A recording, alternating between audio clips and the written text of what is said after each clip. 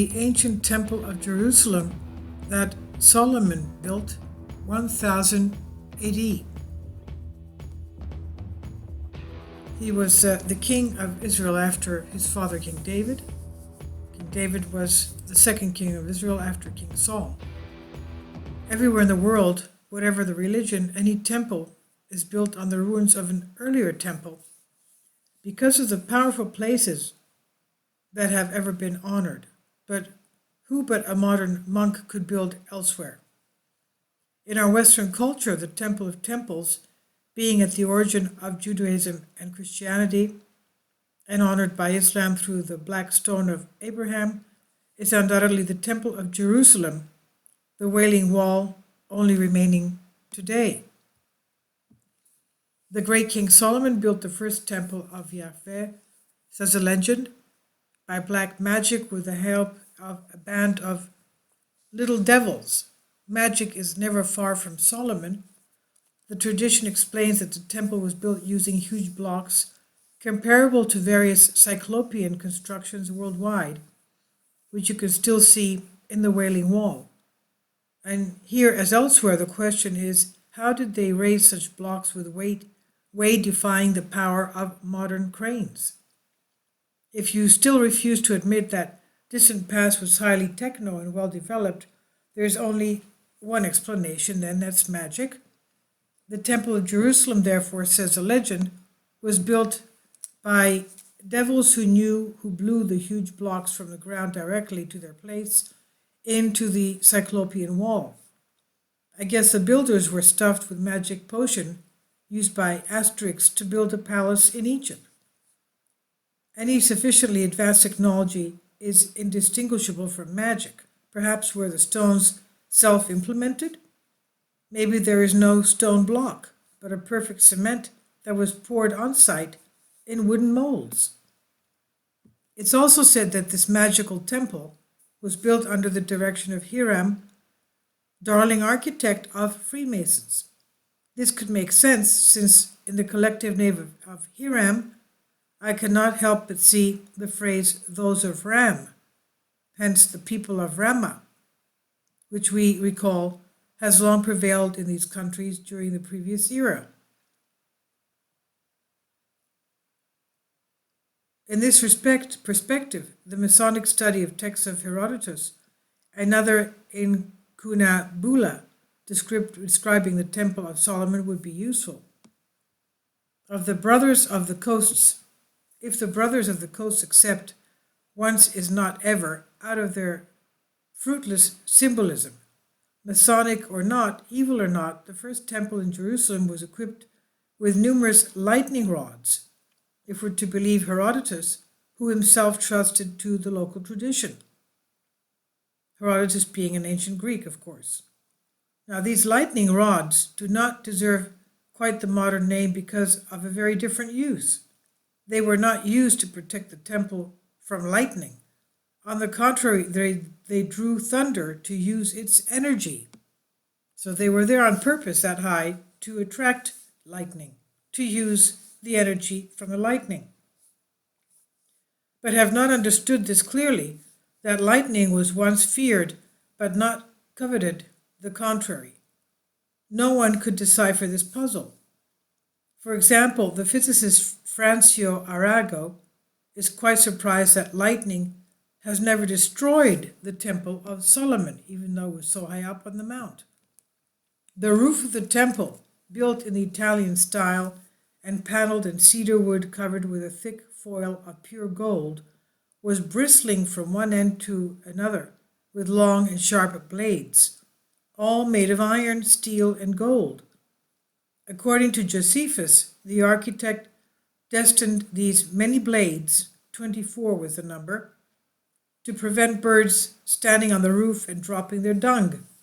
All sides of the monument were also covered with heavily gilded wood. Finally, in the forecourt of the temple existed tanks in which water was led by metal pipes. Frankly, it all seemed to be the result of a perfect engineering designed to realize a perfect lightning trap. as extreme conductivity of gold multiplies the effectiveness of the real energy. Engineer physicist Francois Arago actually noticed, yet his conclusion is surprising. He said, "We find here on the roof, the walls, and the lightning rod such an abundance of drivers that surprise makes us dumb indeed." Lichtenberg was right to ensure that the 10th part of the devices nowadays is far from offering to build a meeting as satisfactory circumstances. Definitely the Temple of Jerusalem remained intact for over 1,000 years may be cited as the clearest evidence of the effectiveness of lightning. If Arago had foreseen any interest to capture lightning, he would not state the absurdity attributed to Josephus that lightning rods were intended to deter birds. Blatant stupidity wrapped in contempt of Solomon and Hiram, deterring birds with just a few tips. To achieve this goal, given the scale of the building, not only 24 lightning rods should have been needed, but 2,400. Once again, science refuses to recognize the former intelligence and sagacity of our ancestors. Yet, visible in them, this sagacity seems to be lacking in standard scientist's brain. Physicist Arago described a superconducting temple, without assuming for 1 second that this evident supraconductivity was intended by Hiram. We have, for too many centuries, we have been flattered with the illusion to be in constant progress, and that our civilization represents the cutting edge of science, technology, and understanding of the universe. It's so flattering to us that everyone has bought into this crack without a single gulp, and even today it's hard to get rid of. If Arago had thought for a moment that the ancients knew a lot more than he did, everything could have changed. Whenever a scientist thinks sincerely he is the author of a discovery, whatever it is, this scientist commits 3 sins: by pride, naivety, and ignorance. It's important to review our grotesque vision of the evolution inherited of Darwin, the dusty fossil, a guy that few of us would invite to their dinner table, saw this shabby look and the smell of formaldehyde. I'm sorry to say that the crowd of dunces prefer camping on the solid ground of their certainty. We are the smartest people ever, smart enough to let half of the world starve while the other half die of easily cured diseases. Only a well-fed elite access to the web, and in the web, how many liars sites to one side like this? So we have to stop swallowing anything that's given to us, start refusing, and saying we have to learn. So to get the whole picture is not enough. You have to act. Each and every one in the daily sphere must become a hero. And as John Lennon says, a working class hero is something to be. If you want to be a hero, you can just follow me. Being a warrior of light, that's it. Work wonders across appalling splendors, never losing your composure. Nothing surprises you, so you can marvel at all. This is by Eden Saga, Xavier Séguin. So it seems that the Temple of Solomon had spikes. They were not, of course, to deter birds, otherwise they would eat thousands, because the roof was so huge. And it was there to attract, because of the metal it had, it was to attract lightning for energy resource. And now what was that energy resource used for? Very interesting. Please tell me what you think. I don't think we know enough about Solomon's temple, the ancient temple of Jerusalem.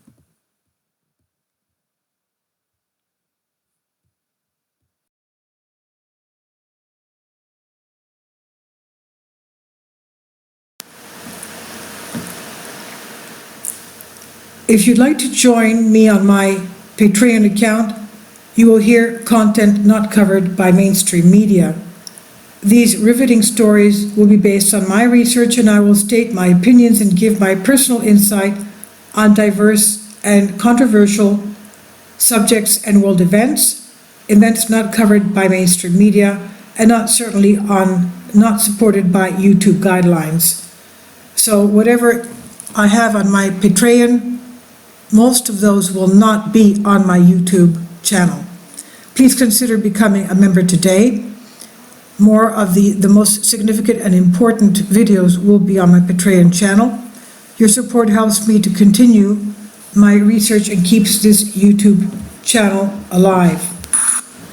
And we depend on your support, your generous charity, because we help economically challenged families here in Athens, Greece, in Kapota, and we also help the young generation with university tuition and the community around our church. Thank you.